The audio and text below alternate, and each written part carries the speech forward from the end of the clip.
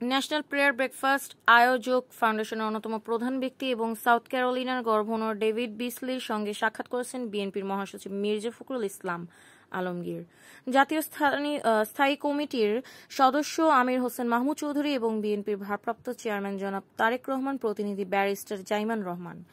Governor David Beasley, Republican governors association সাবেক সভাপতি, জাতিসংঘের ওয়ার্ল্ড ফুড প্রোগ্রামের প্রেসিডেন্ট এবং 2020 সালে সিরিয়া, ইয়েমেনে ও আফগানিস্তানে মানবিক সাহায্য দিয়ে মানুষের জীবন বাঁচানোর জন্য তার নেতৃত্বের স্বীকৃতিতে নোবেল শান্তি পুরস্কার বিজয়ী।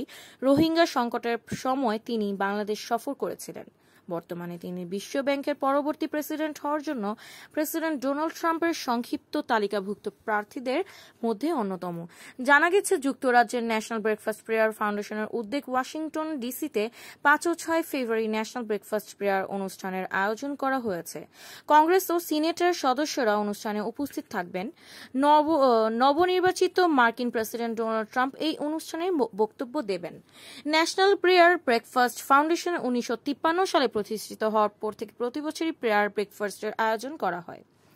আর এটি এমন একটি আয়োজন যেখানে বিশ্বের বহু দেশ থেকে বিশিষ্ট ব্যক্তিরা আমন্ত্রণ পেয়ে থাকেন। এই অনুষ্ঠানে ভিন্ন মতের রাজনৈতিক, ধর্মীয় ব্যক্তি নির্বিশেষে সবাই একত্র হয়ে বিশ্ব শান্তি ও মানবতার জন্য প্রার্থনা করেন। এই বছরের ন্যাশনাল প্রেয়ার ব্রেকফাস্ট অনুষ্ঠানে অংশগ্রহণের জন্য ন্যাশনাল প্রেয়ার ব্রেকফাস্ট ফাউন্ডেশনের পক্ষ থেকে গত 10 জানুয়ারি বাংলাদেশ জাতীয়বাদী দল বিএনপির ভারপ্রাপ্ত চেয়ারপারসন তারেক রহমান সহ বিএনপির 3 সদস্যের একটি প্রতিনিধি দলকে আমন্ত্রণ জানানো হয়।